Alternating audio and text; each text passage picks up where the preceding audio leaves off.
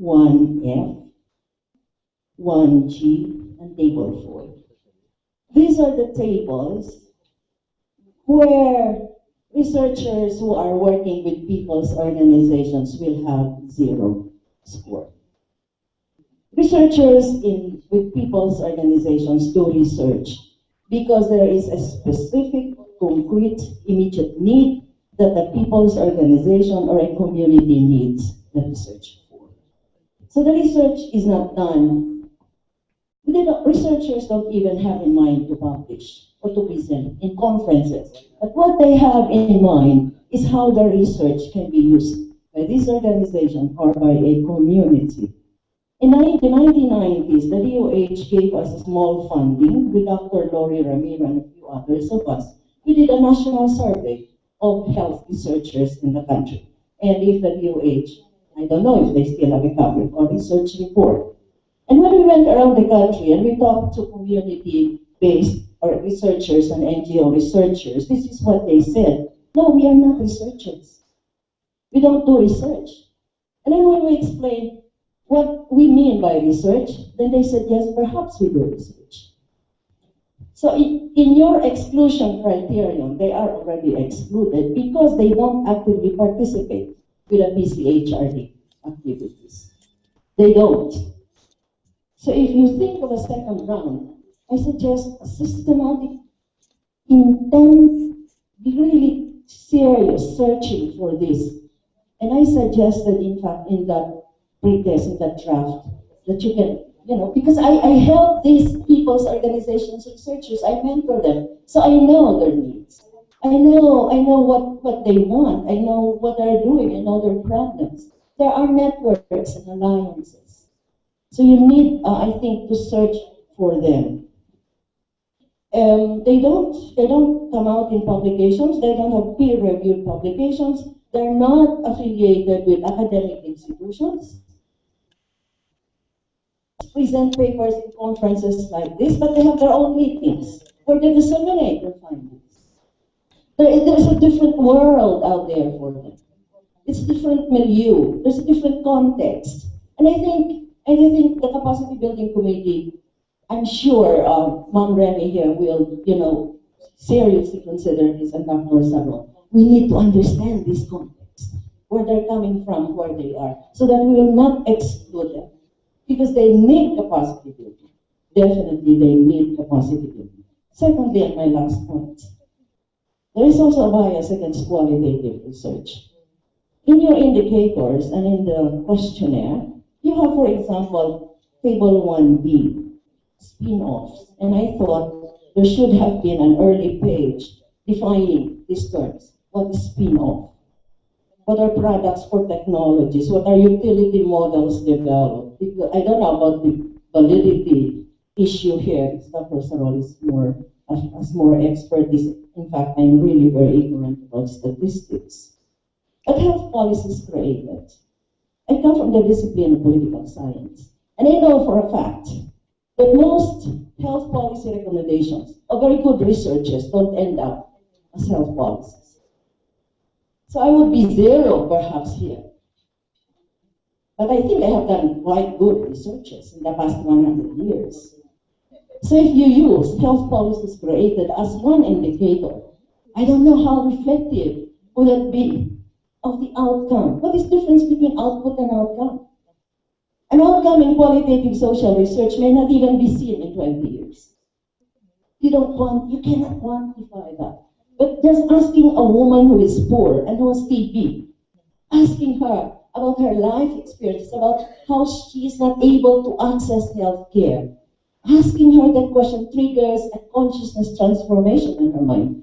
That is not seen in this question. Thank you.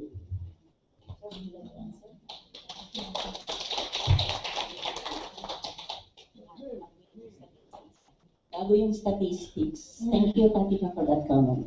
I had to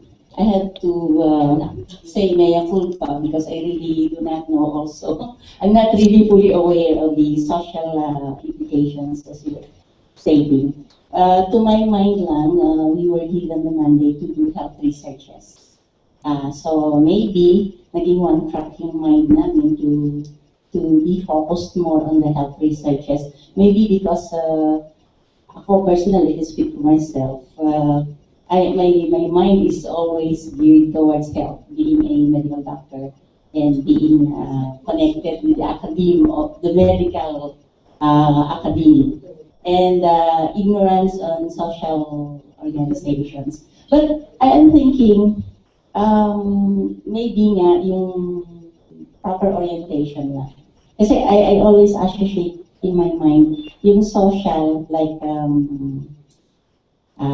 yung health of women and children. Like, ganun din naman yung gender equality, mga ganun. I'm thinking ko kasi, when you talk of maternal and child health, that is also about the health of women, mothers, and children. You know? So I'm thinking, maybe there is just this kind of segregation in our minds. Na pag naging social, it's no longer health science. But I would like to see the time that it will be merged as one. Because when you find data about the health of women, the social aspects of being mothers and children, I think when you talk of people, there will always be health implications. So you cannot talk of people and societies without thinking of health. In my mind, that's it. So maybe we just have to reorient our thought processes. Kasi definitely when you talk of people, you talk of health. When you talk of health, you talk of people.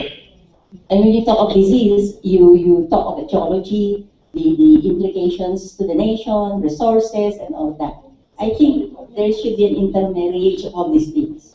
So maybe next time, as I'm glad you mentioned about, this is not the end. This is not the first and last assessment tool. And that is why we want to talk to you also. Kaya hindi namin masasabi sa inyo na yung sinuggest nyo ngayon will automatically be incorporated in this. Because we have already lost enough blood doing this. I think some of my gray hairs is because of this. And I cannot think of another, kasi sinasabi nila, ano ba ito? Pinapa-critic ba natin sa kanila? And we will change back. Oh my God, no. Do not expect that we will change this anymore. I was so thankful to the Lord that He allowed us to finish all this. No?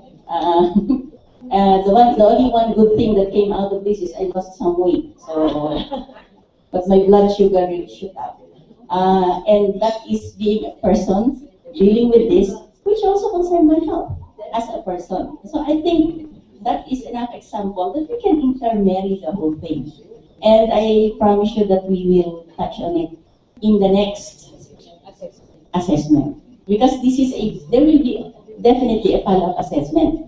And please do not think this is the only time that you will fill this up. Because after this, after Dr. Sarol's team reports the result of this, then we will spend another year to look into what your answers are and your responses. Kaya nga kami naglagay doon ng vacant space for your recommendations. So we will study your recommendations, try to put it into a questionnaire form so that we will be able to assess it. But we will include your suggestion. Thank you for that. It awakens my there is some cells that still can be awakened. So I think from the statistical point of view, Dr. Actually, at this point, I don't know whether we should discuss about statistical issues here or whatever. For one, I don't want to wash my hands. Ayaw ko sabihin dito na hindi namin isama yun dahil hindi sinabi sa akin ng CBC yun. Kumbaga, okay, sumusunod lang kung ano yung kanilang dinikta. Okay. Of course, it could have been possible that we could have actually included a lot more, pero I believe na pag dinagtag namin yung aming gustong agenda, kung gusto ko malagay ng questions about biostatistics sigurado i-isip nila yan Di ba? Anyway, that is an issue siguro nga maaaring hindi pa siguro, perhaps hindi na siguro nagkaroon pagkakataon na to involve someone who has this perspective in the development of these indicators, kaya medyo na pag-iwanan. Now, as far as people doing maybe not really health professionals, no? Maybe they're social scientists working on a health problem. No? Actually, itong form namin na to, wala naman kami, we are not a judge of who should be here or not. Kasi kung mga inclusive na kami dyan, kung gusto mo sumagot dyan, ilagay mo dyan, kasi na-identify kayo ng mga networks namin na pwede ka sumagot at hindi naman kami siguro gagawa ng paraan na ito namin paglagay sa database. Maybe at some point in time that we're going to come up with an analysis that we might have to actually apply this inclusion and exclusion criteria in a more strict way. Sabi ko it could be possible na ang aming criteria could be in the end only those researchers that have actually submitted the proposal at least ang masasabi mo researcher na. Kasi kung wala ka pang proposal, gumala ka parang maaaring di ka qualified. Pero kung sumagot na rito na nasa stage ka pala, alam naman yan, lagi ka lang dyan, sa kanila natin sila himayin. No? So those people who are working in the social sciences, who believe that they have a health-related research activity, they're welcome. No? Open siya. We are not in a position to exclude them. Okay? And sabi mo, we just rely on our community. Misa kayo na rin mismo didikta na gusto yung isama yung social aspect sa inyong health research. Siyenta, control that. Okay? Sa amin, the form is open. Basta, sino man gumagawa niyan, kay computer scientist na lang, basta medyo yun ang aking point. Maraming salamat. So, ito po yung kagandahan ng ating pagtitipon-tipon. Narinig natin ang boses ng bawat isa. Definitely, there is no perfect instrument, no perfect research work. But hearing your voice and getting your intellectual input to this work that was initiated by PCHRD definitely happen. So, at CBC. Sorry po. So, maraming po salamat sa input na yon. Meron pa pong magbibigay ng input. Si Sir po muna. Nauna po yun.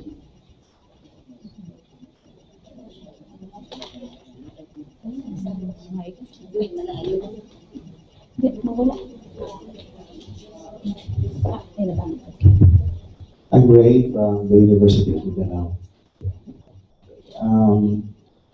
Having the people behind this instrument, there is no reason our country can really take a very big leap in terms of doing research, quality and quantity-wise.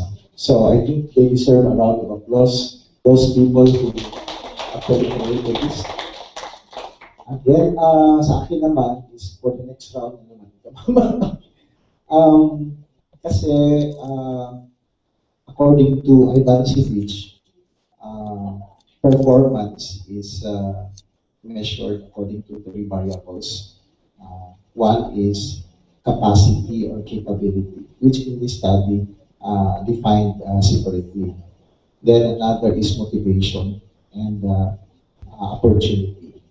And somehow, in my own personal reading sa instrument, medyo nag-mix up yung capacity and opportunity because we measure the opportunity provided by the institution for the researchers. And dito naman, para sa susunod, I don't think the motivation of the faculty or the researcher is measured. Kasi we have a lot of experiences already where the institution has already provided everything, but the researcher is not, or the teacher or faculty is not interested at all. So there must be a good reason to determine this particular problem. So, yun ang pwedeng gawin next time, yung measurement ng motivation and opportunity, which is defined here, yung opportunity as capacity. Ang title kasi is focus on capacity, pero hindi na-mention yung capability. So, pwede siguro natin i-mention dito, health, research, capabilities, and capacity. Kasi yung capabilities, yung performance na, yung sa individuals, yung capacity naman. Tapos nasa loob dito may questions na really intended for capacities, or capabilities. Now, uh,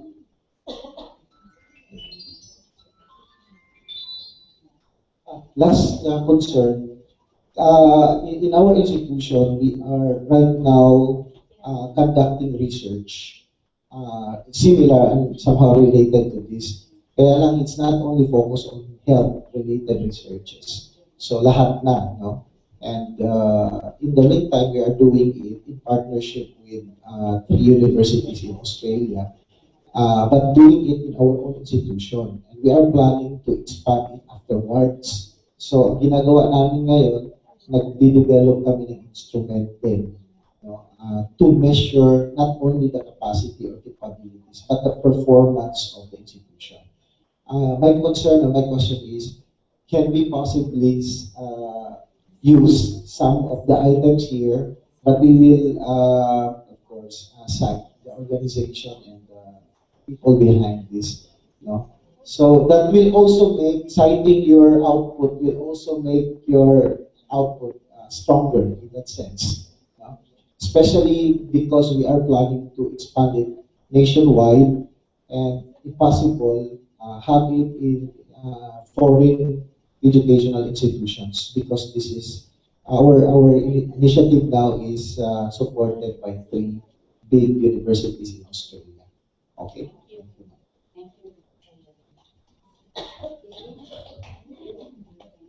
Thank you for that update and that comment, sir. And thank you for the initiative, working closely with other institutions in other countries. That's very much appreciated, and even Chet is very happy that we are doing this initiative. Actually, as an additional input also at Chet, I think you are familiar with the CMO 46 series of 2012, where right now we are starting typing our institution, whether they are university, college, or professional institution. That's why we are also, when I joined the team, that was also one objective why I have to be actively involved, because we are also looking at the indicators for capacity to do research, not only for health, but for all other disciplines as well. So thank you for that information. Maraming salamat na nalaman namin that you're working with other universities outside of our country. Any other information, update, reaction, comments, suggestion, maybe? I just want to address. Hi, sir.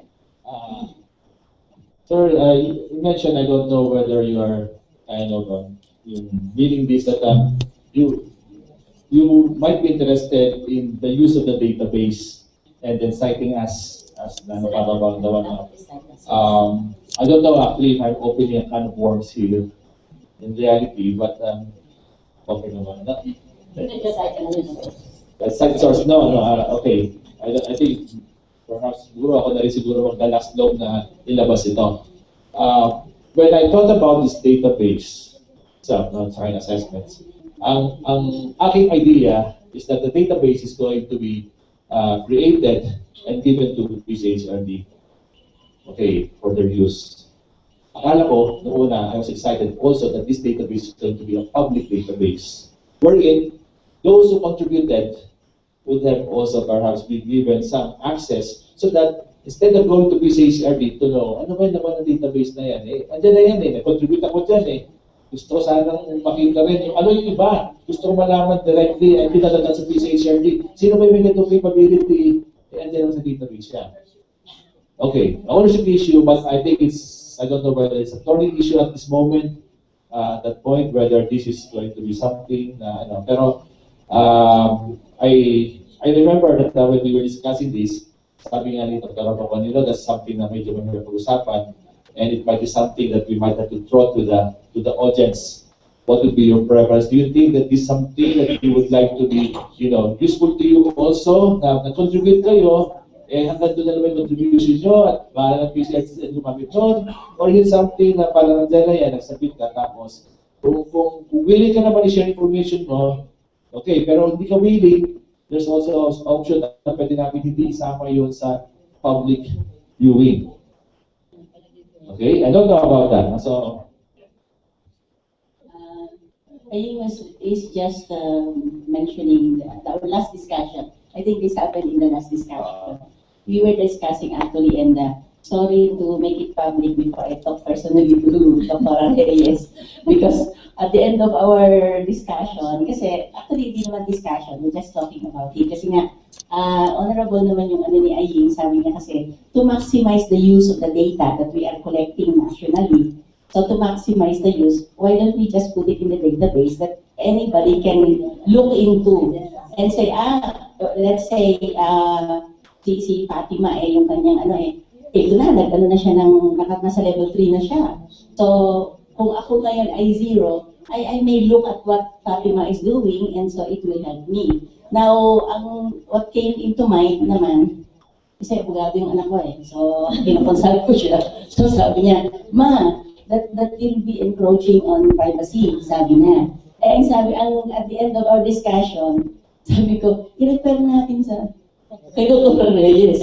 Kasi ethics tanong muna natin kasi I think kung gagawin namin yon, opening this, then we have to have an ethics review, di ba? Kasi baka sabihin ni Dr. Reyes, hindi kayo nagpapasa ng ethics, nag-approach kayo on privacy.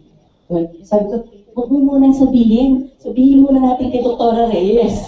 And like in I'm kind of glad it was brought up into the open. Kasi in any discussion, syempre, meron lalabas at nalabas naman. So, actually, i-refer muna namin sana sa inyo. At the end of the day, sabi namin, teka, palita. Opinion tayo, tanungin muna natin ang truth.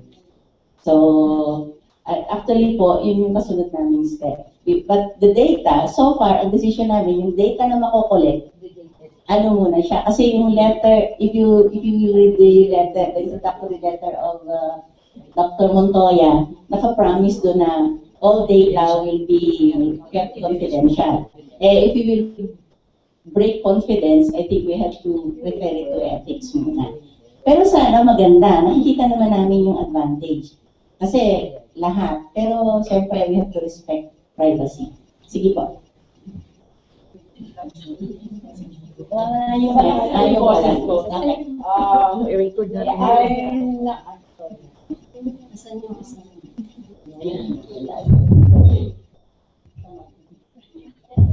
Thank you po.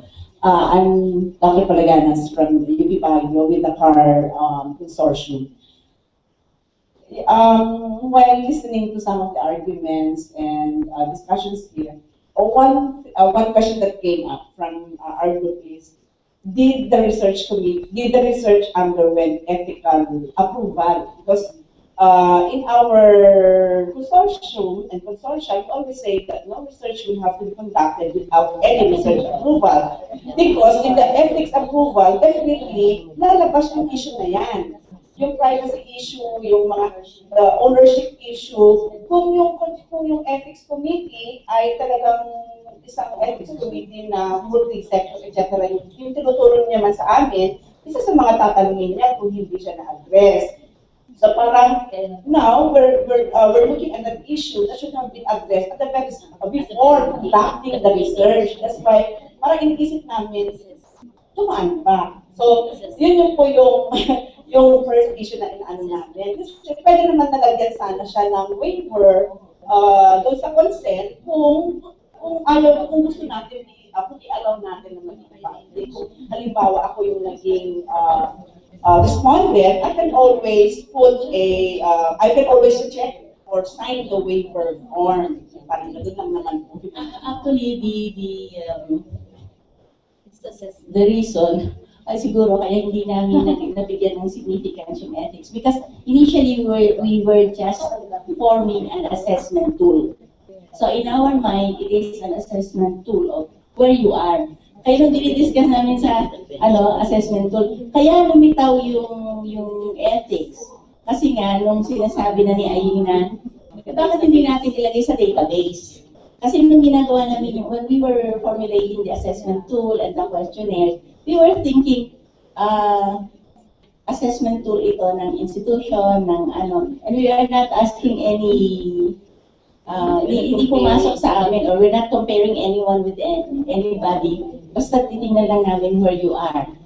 Actually, nagkaroon kami ng dilemma dyan Kasi we started as, naku, ano na, humaba na istorya. We started as IDD tag. Institutional Development Division, Technical Advisory Group. Yun kami, IDD tag. Wala pang PNHRS, under PCHRD. Ang sabi lang nila sa akin, ma'am, kayo na po yung mag-chairman ng advisory group. Technical Advisory Group. Ang title ko, advisor. Okay. Ano bang ginagawa ng Technical Advisory Group? IDD. Ma'am, sabi niya, ma'am, ano po, gagawa lang po tayo ng questionnaire, assessment tool. Ano bang, siyempre, first question, ano bang objective? Ano ba yung, natin? O, di nakita ko naman assessment tool. Okay naman kaming lahat. Nag-pick na ako ng members and everything. Tapos, bigla na lang siyang naging, ma'am, sino po kayo naging PNHRS law na po? Ay, kinalaman ko sa PNHRS law. Kasi po yung IDD tag, CBC na po ngayon. Okay. Ano yung CBC? Diba? Capacity Building Committee. Ma'am, hindi po yung IDD tag, ginawa lang pong CBC. Okay. Ay, ako naman, okay. Mamaya, eto na. Ma'am, apurahin niyo na po kasi 50% na po kayo. Tsaka ilalagay na po kayo. So, ang simple. Nag-attend na ako ng mga meeting and everything. Yung asawa ko, my husband, who is a member of it, he already asked me that question. Sabi niya, hindi mo ba idadaan yan sa ethics? Sabi ko kasi, assessment tool, ang nasa isip ko talaga, assessment tool. And I didn't realize at all na yung assessment tool ay kasi as a former dean of the College of Med of FEU and IMF, I've been answering assessment tools nang hindi naman ako naghahanap ng ethics certificate, yung information about my school. So, sa akin, information about my school. Okay. So, ganun yung line of thinking ko. Nung lumabas na yung ethics, kaya sabi niya can of worms that we were trying to kill sana the worms without opening the can. So, anyways, pinag-usapan na namin yun. Tapos sabi ko nga, teka, bago tayo mag-decide yan, we have to talk to Dr. Reyes. And I think that's the reason why Sunny. So, kumbaga, doon nang galing.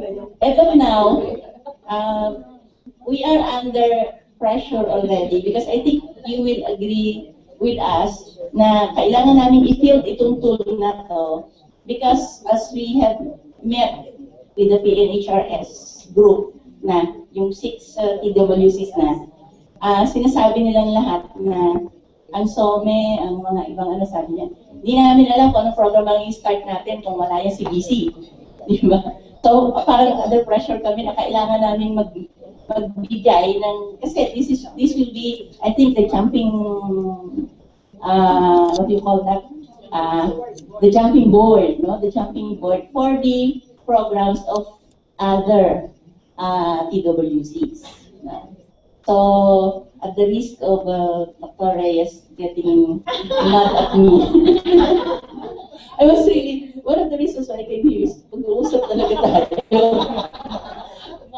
Kasi hindi talaga pumasok, I'm sorry, hindi talaga pumasok sa isip namin. Kasi sa isip kasi, ako primarily, I speak for myself, nasa isip ko talaga assessment tool. Yun, assessment tool. Pero, assessment tool lang Kaya lang siguro, kino-compare namin sa, parang research na kasi kailangan ng data collection di ba? So the process is just like that. So, I would like to defer to not an aging researcher. Age is just a matter of years. No? The more, di ba, we age like wine. The sweeter we get, the more years we get. So, Dr. Reyes, may i-give doon. Siya muna. Si Ina daw muna. I just want to suggest that to end this issue once and for all na po, let's hear from the former Philippine Health Research Ethics Board and the current chair of the National Ethics Committee. Wala nang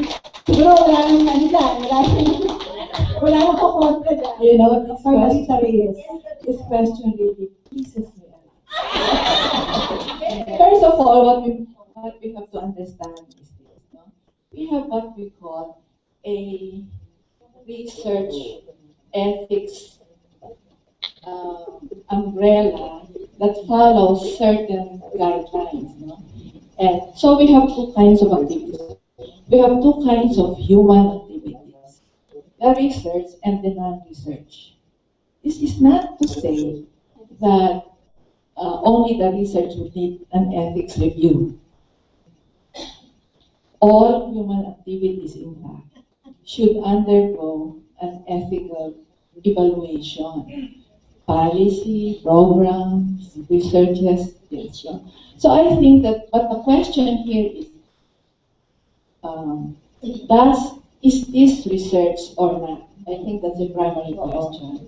And if we go by the definition of research, use the National Ethical Guidelines, it says that the primary purpose of that activity must be generation of knowledge. Right? So in this case, it doesn't. So in other words, the key question is the purpose. The purpose of the activity. Is the purpose to generate knowledge? In this case, it's not. So it does not fall under the research. It is a non-research human activity. It's probably under quality assurance thing, something like that, or fall under some other activity. All right, but the question is, does this need an ethical review? Yes, it does, because it's a human activity. It's a human activity. But it does not fall under the required. So the suggestion really is that all institutions must have an ethics committee that will look into all its activities, its policies, its programs, because this impact on people. You know? So, but whether it is required is another matter. Whether it will fall under the purview of the Philippine Health Research Ethics Board and its review committees, well, you know. But it's good that the question was asked. No? And related to this, kasi, is a recent activity we had with the College of Public Health. Because public health has a lot of activities too. That if you use the definition of research as generating knowledge, they will say, but almost all activities would generate knowledge. So the question is, what is the primary purpose? Because all activities can, in fact, later on generate knowledge. But the question is, what is the primary purpose? If the primary purpose is to generate knowledge, then it is research. If the primary purpose is something else, improve quality and all that, then it's not research in that sense. Okay? Is that clear? Thank you. Thank you. Thank you very much, ma'am, for educating us on this aspect, particularly on ethics. Can we also have a question coming from our partners at the end? Yes, sir. Please identify yourself and also your institution. I am Dr. Edward Dalienta from Cebu Doctors, Dean of the College School. My question is based on the question of the first participant. It looked like that the answer was more participation. I'd like to know if this is what? Is it voluntary or what? Because you know it's going to be difficult to get researchers for this because it's a matter of where do they get their income, no? And how much incentives are you going to give? Okay, so on that basis, it will be very difficult to get volunteer researchers, no? Which is also the same problem that is happening in the HEIs, no? Research is not part of their function. That's why even if they ask for a If they ask for an increase in tuition, where do the money go? It goes to the faculty salaries and then for the facilities. No, there's nothing for research. So it's not really inherent as a function of HEI to go into research. Because what do they get out of it? Not much. And then suddenly, the typology came in. To qualify, by the way, CDU, Civil Doctors, is university autonomous. To qualify, research has a very high point, and all through those years, we have not been undertaking research at all. No? And that's why I don't know how we will retain our autonomous status as a university. So those are the current problems, not only with the Civil Doctors, but all throughout. The other day we went to CHED to clarify all those points, and the same answer was given to us. It's still be based on the number of research. And look what's happening. When you are asking the faculty to conduct research, do you give them incentives? Yes, there are some in the structure, but they are not actually in comparison with what they're getting as a salary. For example, the loading policy, no? And then, research is a very serious matter to undertake. You cannot just pull out a faculty and then you tell them you conduct research, no? And then publication pa, a peer-reviewed journal pa. So, what do you expect? The current practice is like this, which should be changed, no? The faculty who is a full-time faculty in a college is asked to undertake research as an added function. As an added function, balik-tarin ninyo. You put a research institution within the university, and then part-time faculty lang siya. Hindi dapat baliktad. Because, they have to weigh, how much will I get income? I have 3 children that goes to college. So if I go to research, how much do I get out of it? Per research, maybe 50,000. Well, is that enough? So, I mean, it's a matter of, practical reason. Because, I came, before I became an academician, I came from the corporate world. You know that in the corporate world, R&D is a very important function. For example, Toyota, multinational, 5% of their gross sales, $30 billion, is for research. All employees are full-time, they just conduct research. That's all. So if it can be done or duplicated in universities or academia, it would be good because research becomes a function of the university. Thank you. Okay, I think the question is directed to Ched. Yes, when you talk of university, more than any one institution, research is one important function. Other than instruction, you share knowledge, you generate knowledge from students, and old learning from your colleagues 10 years ago. You have to be more creative and innovative. Therefore, faculty members are encouraged and directed to do research. Okay.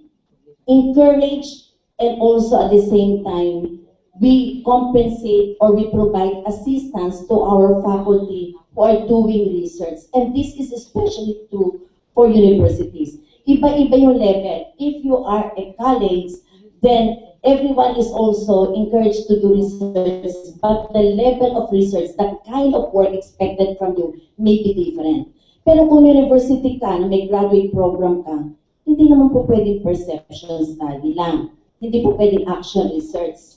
So more is expected if you claim to be a university.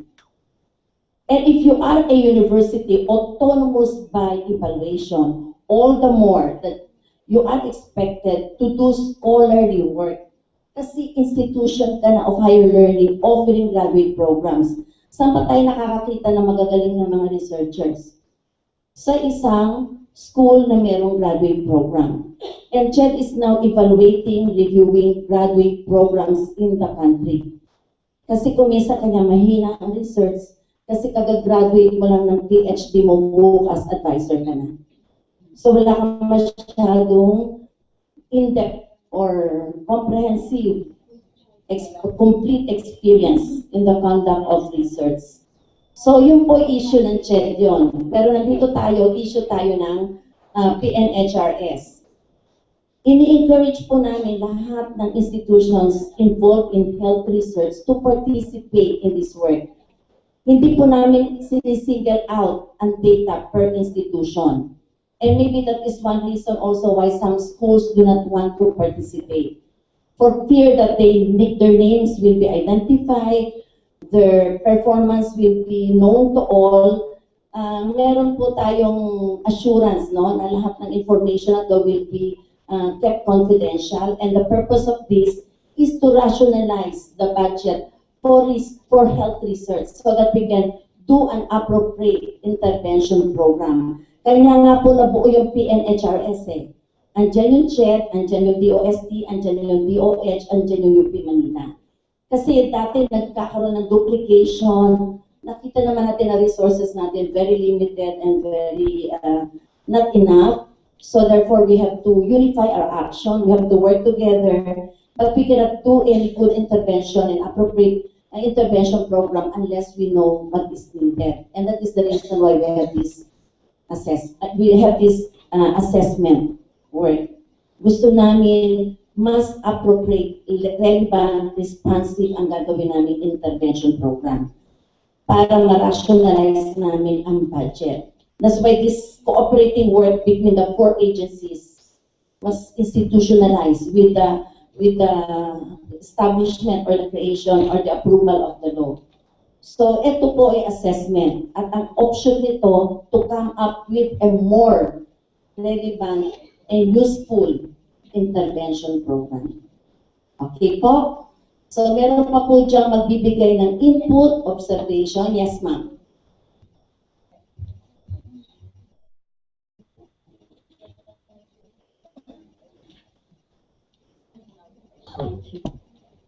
Good morning, everyone. I'm Jean Hinosa, the Research Coordinator of DepEd Region 8.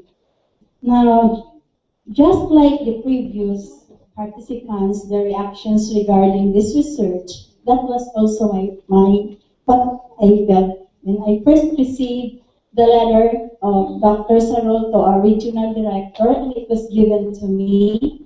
And by profession, I am a social science researcher. So, first thing first, what I did is I talked to our medical health officer that please invite me in one of your meetings so that I can also get the idea of the health practitioners in our agency. So during their meeting in the deworming, that was deworming, they were having a seminar in one of the hotels in Region 8. So I volunteered myself to conduct another research because I read in your instruction that we can also get another respondent aside from the main respondent of the agency. So I even spent my own money in photocopying because I divided the group into 10 respondents. So each group will have 1 respondent. And then that was 10 all in all. And I even go to the statistics of adding the indicators. I think you have received it, sir. I parsed it through DOST of Region 8 because in the letter, it gave us only 5 days or 1 week to answer. So being a very obedient servant, so I answered it. And first thing first, I have also to because that was health research. And I am a social science researcher. So I get ideas from the professional health practitioners. I even go to the extent of reading about ethics because ethics is not anymore strange to me being a social researcher. So I also go to the extent of opening the website on how uh, I could come in contact with the different officers about health research. So I just use all resources so that I can get the answers, the correct answers, because I've learned from Dr. Aurma Manlangit from Ateneo School of Governance that in research, if that you're using the data which are not needed, it's just garbage out. So garbage in, garbage out. So I should get the correct answer to all these questions so that my data will be useful to the researcher. Because I know that this research is very important. I just answered this obediently without any asking because I have the passion for research. So I just answered it, and then because I am limited, I do not have the capacity to answer about health, although in social science, but it is not related. So I have to outsource other ideas so that I can come up with the correct data. So I've done that. I divided the group into 10. There were so many respondents, so 10, one leader. So I was able to answer the questionnaire. Although I am not a health researcher. And then I just would like to add regarding database. In our region, the National Economic Development Authority has done already this database. The director has already asked for the pool of researchers from different HEIs in our region. So we can link so I am just sharing this so that you can link with the NEDA through DOST because this is in collaboration with DOST. I even forced my answers to the questionnaire to DOST. So including the photocopied actual answers of the researchers, of the health practitioners in our region, including dentists, the medical officers, and then the nurses in the different districts. So I can get a valid and reliable answers to the question. And then for funding, because I have done already several researches, in fact, I have already submitted studies to Jasper Research. The very important thing, so that we will be given funding, I outsourced before I presented a research proposal. Research proposal is very important to gain funding for outsourced institution because my department cannot give you such funding. Although I've heard only that there is much for research, but I haven't received. So to receive is to believe. So I outsource. And since City Saving, I just take advantage of City Saving is the lending agency where most of the teachers lend money. So I outsource and to give us the funding. So it's City Saving, so that also their gain will be returned to us. So that's how I organize the medical health practitioners in order to answer the questionnaire. Although I agree very much to the previous concerns of Ma'am Fatima and all others regarding the qualitative and quantitative research, how we are going to answer it. Thank you, ma'am. Thank you so much for the comments. Can we clone her?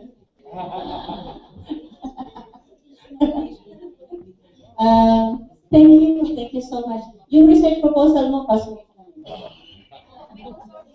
mo sa kanila consortium. Yung Region 8 consortium.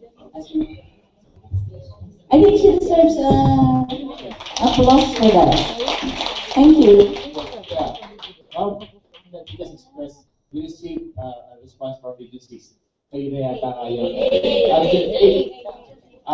Region 8. And I remember this particular form na sinabit sa amin na medyo, sa totoo lang, I think the form was kind of, to put it na, huwag naman sabihin mali, no? Kasi she did it as if the form is a form for the researcher level. And nabili din ko siya eh. But the form was intended to be a form for the institution.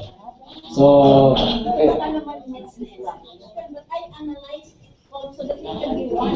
one report. Okay. Hindi kasi yung, what was happening in the report, meron siyang tabulation sa mga yung imagine, yung assessment form, di ba? 012. Ang nakalagay doon, may isang tao sa 0, dalawang tao sa number 1, tapos isang tao sa number 2. Kaya nalilito rin kami. Kasi we expect only one answer for that particular form. So ito yung sasabi ko na medyo that needs clarification. And it was not intended really to be an individual counting, but as a group counting. Okay. Anyway, I mean, I appreciate her effort to actually participate here. And in this case, it's a nice example of someone, she might not be really one of those na, I would say na, kasi sabi nga namin, PCHRD identified yung unang list namin bibigay, pero we are open actually to anyone who really has kind of a claim to be a health researcher, even if they are not yet recognized by PCHRD by not being part of this consortium. Open siya. So the social scientist who is doing some research, as long as she's willing to actually put her information. Now, kung yung social scientist na yun, sinabi niya na ayaw mag-participate dyan. Wala akong magawa doon. Kahit kumakawa siya ng research, ayaw mag-participate. We cannot force that. No? So yung kung sino ang may gusto at meron namang interest. Now, later on, sabi ko nga, once the reckoning comes to the reporting to PCHRD, that's the time that we will have to review. And there are many processes that's going to be involved here as far as we're concerned in terms of reporting. Our intention is actually we get this information and then we will compare this, we will consult the regional coordinators and submit this list. Please, tingnan nyo nga itong listahan ito, verify nyo nga kung totoo, kung medyo totoo o hindi. At kung meron kayo na-identify din na bago, it might be to your advantage na meron kayong bago nagpapakilala sa inyo at hindi nyo pa nakilala, kami ako nakilala, papakilala namin sa inyo. So those things, we will really need to go into a process of even, yung checking and everything. So, mano dito, I'm just trying to separate, siguro, the idea of the research output here. And in fact, because we have a database, there can be many possible research outputs here. Totoo lang. Our intention, okay, now, from my point of view, will I consider it my research? Siguro because I have to comply with some administrative procedures in UP Manila, from the point of view, medyo kailangan ko siya i-convert as sa research. Pero not in the real sense that I am the one who actually pointed out the question and I'm going to be the one really interested in all of this because I'm just really serving a particular client, which is the PNHRS. Sila yung nagdidikta sa akin kung ano dapat gawin doon. And ang aking delivery lang, sabihan nila is that give to us the report. Yung report na yan, yung content yan, I think it will be coming out of a discussion in the future. Ano ba gusto nilang i-report ko doon at ito yung database, pag-uusapan pa namin yan. Okay, but definitely it's going to be a survey and then there may possibilities there. Okay, but thank you very much. I hope the others who are listening to the discussion, what we're afraid of is that you might not see yourself as if importante ko sa inyo ito. This really where we ask you to contribute because sabihan natin, hindi tayo makakuha ng magandang mga programa. Now, what about the content of the data? What if? What if? No? The data is so biased at ang mga nagpa-participate lang dito ay yung mga problema is very specific. Is that useless information? I don't think so. It could still be as long as there's a large mass of people who might be a biased group of people but they have this specific demands na useful na rin sa kanila kasi sila sabi dito, maraming tao na kailangan ng ganitong tulong at kahit na hindi siya representative, useful pa rin yun at meron pa rin makakawang tulong para sa mga tao. Okay?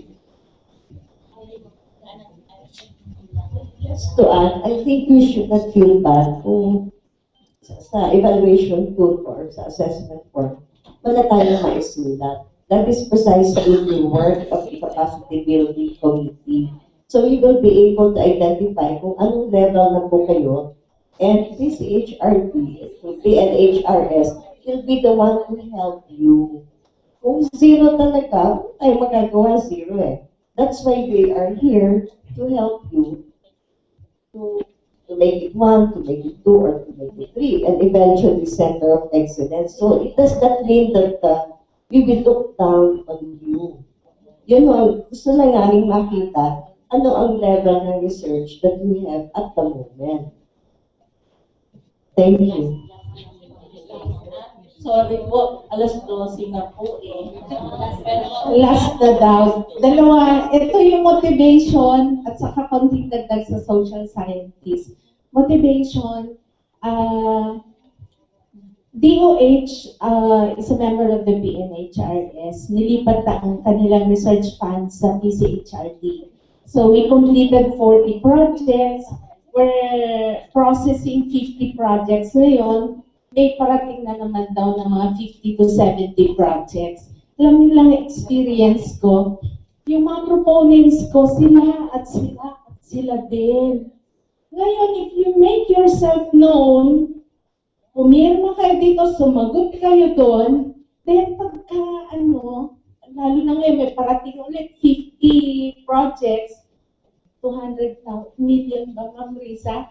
Anyway, meron kaming pagkukuha niyan, na listahan. So make yourself known. Ito naman yung issue ng social scientists, hindi totoo, ma'am. Kasi we have projects, violence against children, IPs, universal healthcare coverage ng HIDA, informal sector, hindi quantitative lahat, ma'am. Accept qualitative. And we publish. Kasi yung mga problema, social problems, importante, ma'am. And we need to disseminate that. So, walang exclusion na. Yung sabi nga ni si Seth, lahat tayo na nagre-research, sumama na tayo because we need the health scientists, we need social scientists, we need environmental, climate change. Yes, ma'am. Basta kasama tayong lahat. Yun lang po.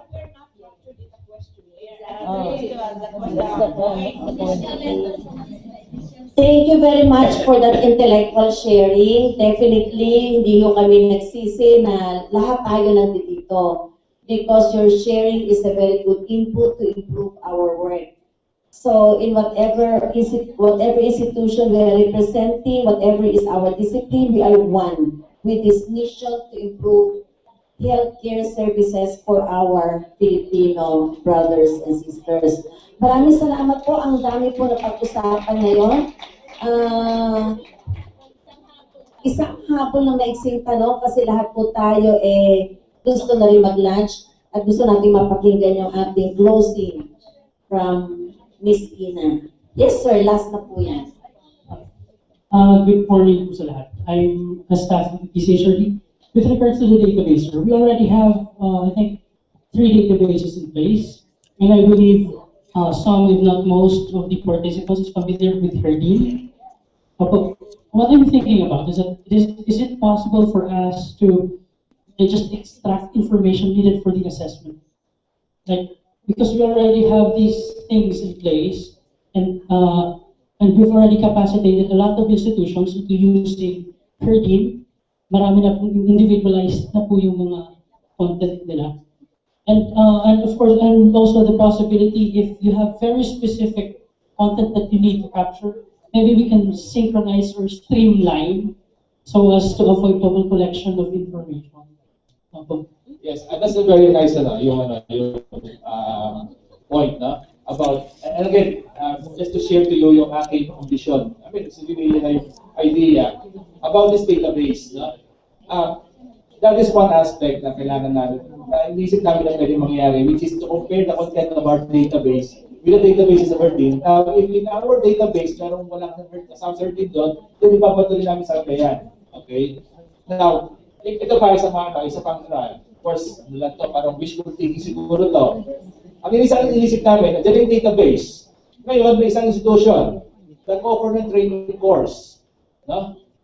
Tapos, sinabit yung mga listahan ng participants. Yung submission na yon, pwede namin, kami naman po automatic na maglagay ng mga pangalan doon sa individual persons na kasali doon. Sabi namin, dadagdagan namin ito doon sa inyong portfolio.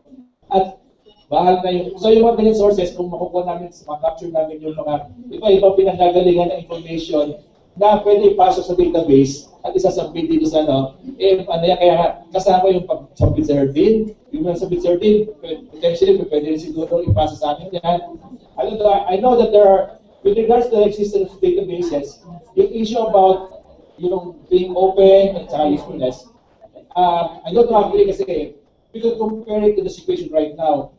I know that PCHRD also has some other databases. I'm not really sure whether are they open to the public such that, I know that there's a database about yung mga ongoing researches. I don't know how you call it. Inasasabi nila ako doon sa database online. I'm not sure whether if I submit that, binibigyan nila ako ng authorization at access And I think, kung di nagkakamali, if I'm going to be using it, makikita ko rin yung researches ng ibang tao doon. Tama ba? Yes. Di ba? Correct yun, di ba? Hindi lang yung aking sinabit na research ang makikita ko doon, yung research ng ibang tao. And in this particular manner, I thought, may similar itong ginagawa namin saka yung situation na meron ngayon. Kaya, of course, eventually, pag ginamit na nga itong database for a research project, and maybe in that particular situation, siguro kailangan dumaan yung proseso na yon na magkaroon ng ethical review at saka ethical review board approval. Pag isang tao ay nagkaroon ng intensyon na paggamit yung database for a research activity, siguro talaga yun ang kailangan na ng medyo. Pero kung ang point of view ng PCHR, di kailangan natin dito para makapagawa sila ng quality control, etc. I don't know about the need for the ethical clearances. Thank you. We cannot end this open forum without thanking everybody for your participation. Rest assured that we have recorded all your comments, and we will try our best to include it in the next salvo of this assessment form. And this time, from the beginning, we will consult with our ethics board. Thank you so much. We really did not expect this kind of discussion. When we were starting this, we don't know how many prayers we sent into the heavens to say na, sana maraming umattend. Tuwan-tuwa po kami. It more than made up for the sweat and blood that we put in all this. Thank you so much to you. Maraming salamat for the very active participation. Dr. Garcia, thank you for moderating. You see, because we stay to the end, please stay a few more minutes. We have a big surprise for you. We have just seen the shadow and the actual being of Dr. Jaime Montoya, who just flew in to be with you. This is so important to think. So Dr. Montoya, may we request you to work first before you give your last remarks. May we request you to give the certificates of appreciation to our speakers this morning. You're supposed to be joined by Dr. Gruet, but he's not here, sir. So may I just read the certificate? So we will call on Dr. Sarol first. Dr. Jesus Sarol, the certificate of appreciation is given to Dr. Jesus Sarol in recognition of his invaluable contribution as speaker for the session on the National Assessment of Health Research Capacity of Researchers, Research Institutions, and Regional Research Consortia. He is also joined by the Capacity Building Committee Chair, Dr. Habacon. And Dr. Habacon has to have her own certificate. Ma'am, another certificate of appreciation for your invaluable contribution, both as presenter and as chair of this session. And we'd also like to call on Dr. Libertad Garcia for being the moderator of the session. Ma'am, from CHED, and never mind this man. Mine also. And one more. We have to the one who gave the open forum. Yeah, I already read Dr. Garcia. And who else? Oh, and myself. Thank you. Okay. So So that's it. Thank you everybody for your participation.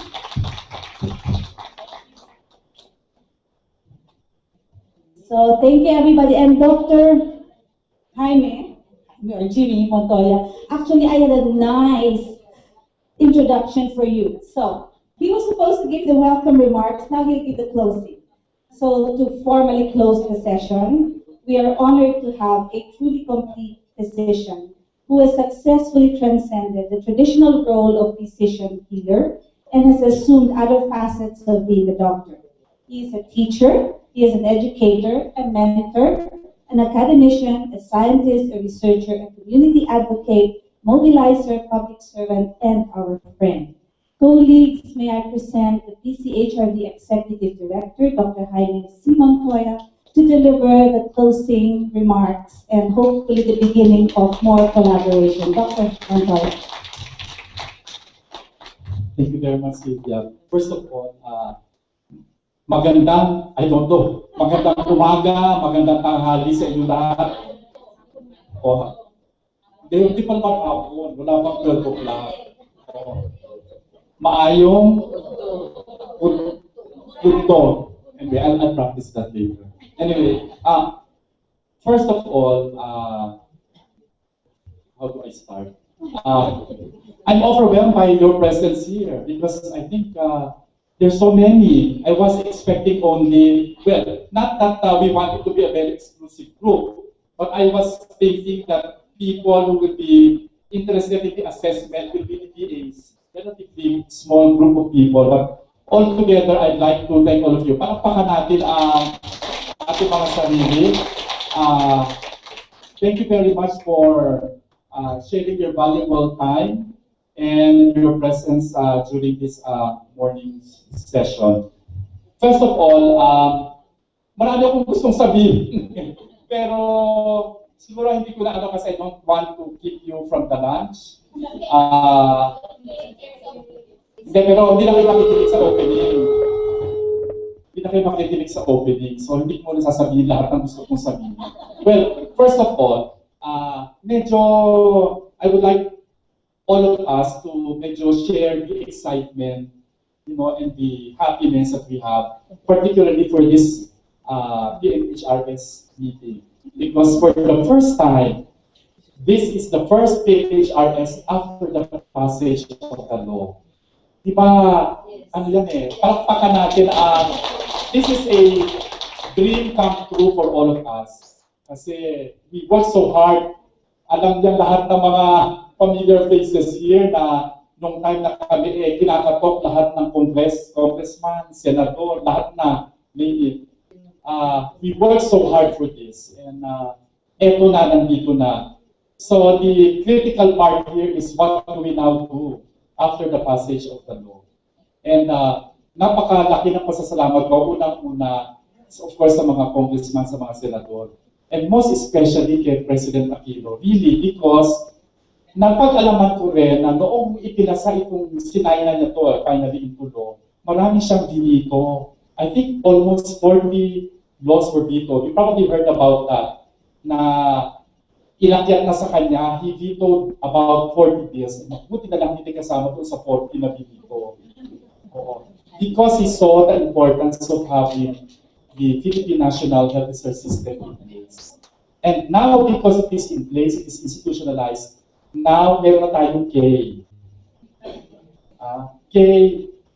Marami ibig yung K, karapatan, karangalan, kaligayahan, name it. Lahat ng K, meron na tayo para makipag-usap sa lahat ng dapat kausapin, para mapag-ibayo natin, and we can rejuvenate and energize the Philippine National Health Research System. And let me just emphasize, and particularly for this National Assessment of Health Research Capacity, which is spearheaded by the Capacity Building Committee, I'd like to really recognize Dr. Hapacon. You worked so hard. Alam mo, lagi ko sinasabi, yung pasasalamat ko sinabi, only up to the level of face value. Dahil face, more with emphasis on the face. Kasi wala kami talaga na ibibigay na in terms of monetary. So, kaya naku-umapaw ang aming pasasalamat sa mga taong really work so hard despite the fact that we're not getting anything for this. it's really their love for research and their love, their dream that we would come to a point that we can really say that the Philippine National Health Research System has come to being. No? So, nagpapasalamat ako, ma'am, sa inyo, sa mga members, kay Dr. Gonzaga, kay Dr. Fernandin, kay Dr. Estrada, of course, kay Dr. Garcia, from CHEP, si Lili kasi, Diyos ko noong pa, kasama namin kayo for lahat ng mga advocacies natin while we were working for the passage of the law. Of course, si Ana, kahit na umalis na siya sa PCHRP. Si Dr. Belisario ba is here? Wala pa ba? Of course, you will see June because he's an awardee. So, you will see him later. Maraming salamat po. And of course, yung mga nakikita ko lang ngayon, si Dr. Marita, of course, has always been an inspiration to all of us. At lagi ko sinasabi, yung Regional Health Research Development Consortia, nag-transform na yan. Before, we used to call them the HELM, no? The HELM of the Philippine National Health Research System. Pero nagreklamo sila, hindi HELM. Sabi namin, sige, backbone of the Philippine National Health System. Ayaw nila ng backbone. Gusto nila heart. Gusto ng Philippine National Health System. And true enough, no? As the heart determines the existence of a human person, true enough, the heart without which the system will collapse and will not exist if not for the Regional Health Research Development Consortium. So, I'd like to recognize all of you, and this is actually your meeting. It is not our meeting, it's your meeting, because it's a meeting for us to all come together, share experiences, both good and not so good, so that we can learn from each other. And then from this, for us to move forward. Napakarami nating plano, and in fact, I'm so excited because we had the strategic organizational meeting in Tagaytay a few weeks ago. Ay, nalabang pala. Tignan nyo nga, ang aking originally was Tagaytay pala because of the Glenda. Yung pala ang nangyari kasi Glenda. So, we had to move into another venue kasi nagpagsakan pa yung mga puno. Dr. Bla, I noticed you. Dr. Bla, thank you for coming. Last, of course. Basta kilala ko kayo. Good time kayo sa Shisto. So, pardon my lights. So, then ako talaga overwhelmed ako talaga at natutuwa na. And of course, before I forget, I'd like to congratulate Region 7, RHRDC, Region 7. Ngayon pa lang, I already congratulate you. I think it's a very big success. It's going to be one of the most successful, if not the most successful. And of course, under the leadership of Dr. Bruel, who was formerly a member of our governing council and of course now very active in the RHRDC. So maraming salamat po. Having said that, napakarami natin dapat gawin, and I'd also like to mention that si Dr. Galvestan kasi lagi niyang gagamit yung word na awash with gosh. Ayoko naman sabihin yung awash with gosh, no? Kasi para bang wala na tayong problema sa pera. No. It's really more of, we've never had so much support for health research. Never had this much. And it's also because we are given so much, it is our responsibility to deliver also. And remember, this is people's money. So this is the money of the Filipino people. So we have to deliver based on what was given to us. So, and this, I think I'm very confident we'll be able to do because of the support and the participation of everyone, of all of you, no? So kaya ako'y nagpapasalamat talaga sa inyo. Yun ang masasabi ko, no? So and may konti ko lang pong pero sa opening siguro pakikita yan yung 10 years of making life better for, that is the how old the PMHRS is. So we prepared a nice video of looking back to 2003, where it all started, and then where we are now, and where we want to be in the future as far as our health research. Ito na lang pala, para you can also be a little proud of yourselves, ourselves. No? Do you know that tayo ang only sector that is truly integrated as far as research is concerned? Palakpak ko dyan. Oo, research. Tayo lang. At ang pagkakaalam ko, gagayahin tayo ng ibang sector. In fact, they're already talking about a similar bill to be placed in Congress, but we are the first, and we started everything. So that's, I think, something to be proud of. Kasi now we are setting the example for all of the sectors to follow suit. No? Agricultural, hindi pa sila integrated. Industry, energy, hindi din sila integrated pa. Tayo pa lang ang sector na truly integrated.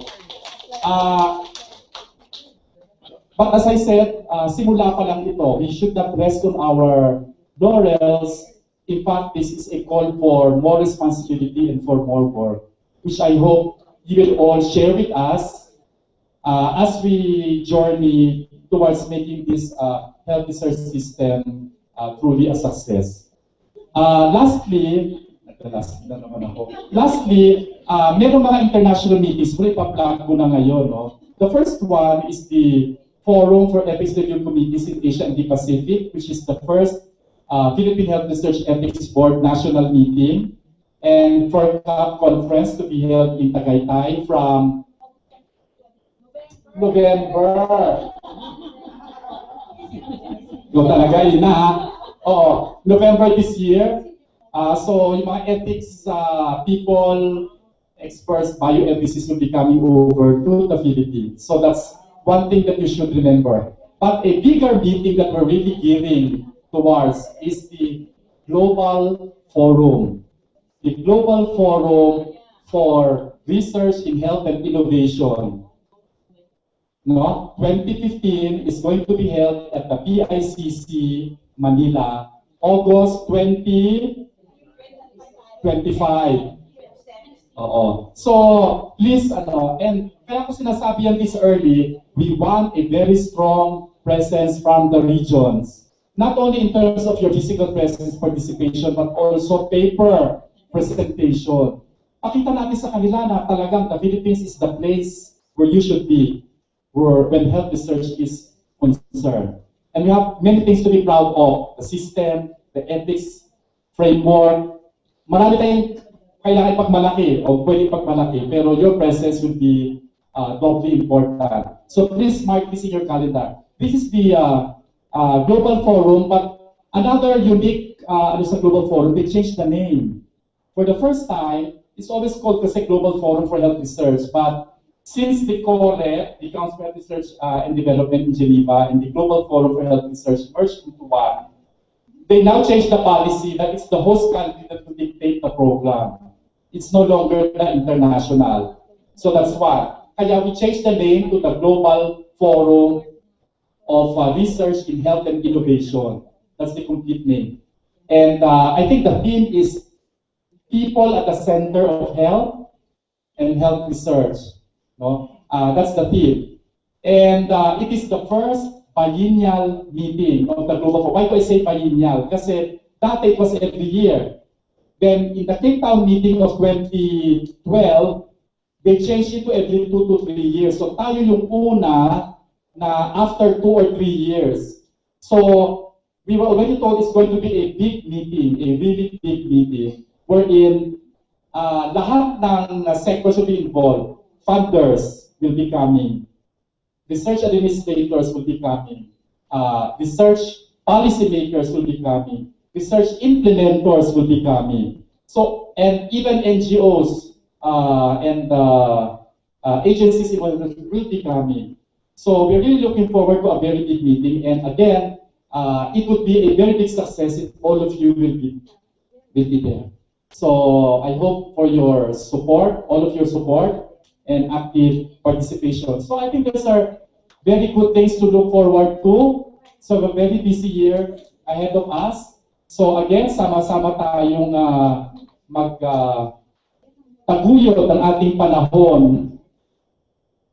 para talagang masabi natin that the Philippine National Health System has really come to the end. So again, maraming salamat sa inyong lahat at magandang tanghali sa inyong lahat. Maraming salamat, Dr. Montoya. So that closes our session. Thank you very much, everyone. You have your lunch tubs. The lunch will be served in bento boxes, which you can claim right outside our room. Maraming salamat. And then you can eat here. Yes, okay? If you're interested, there's a research forum this afternoon from 1 to 4 research, regional research or competition, professional category from 1 to 4 at Linia Room 2. And there will be opening ceremonies tonight at 6 p.m. So hope to see you all. Thank you, Dr. G.B. Salamat. And Dr. Saroz.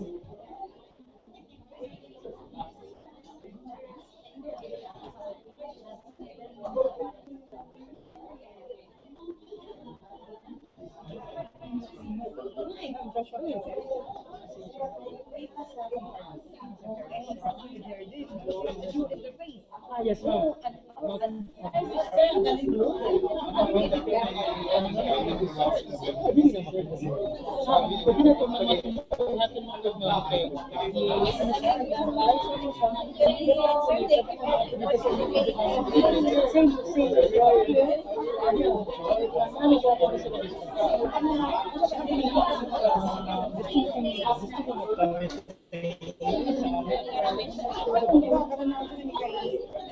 Unpublished naman yung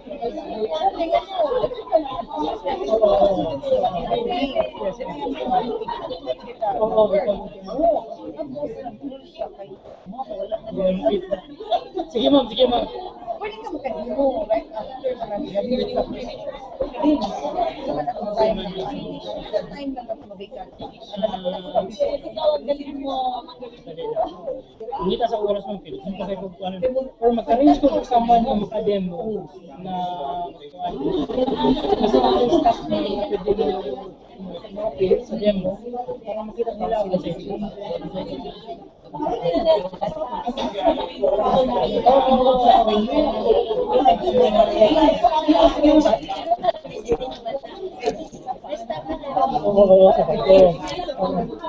sige, ako kung i-reflect mo.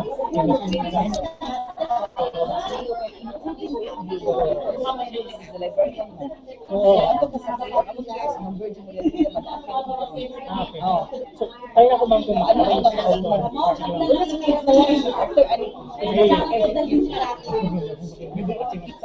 sige, masya ababa. Okay, ma'am. Sige, ma'am.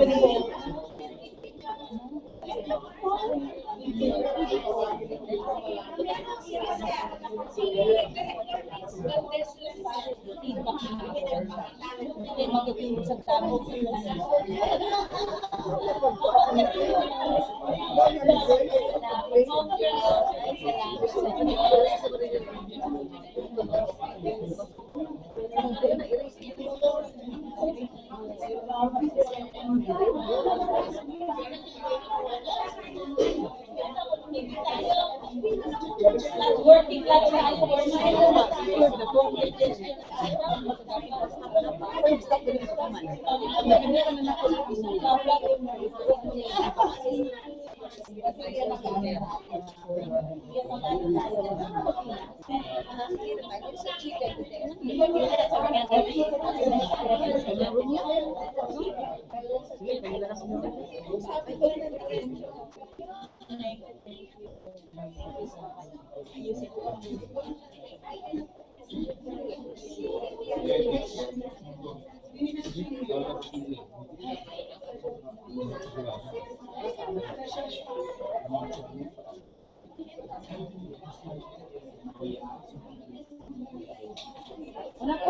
kita dari orang pala. Ang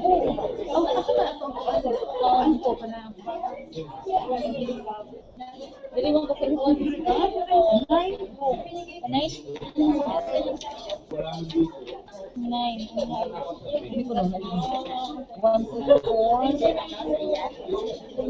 Nine ka na. Istobal na kasi si Tubal.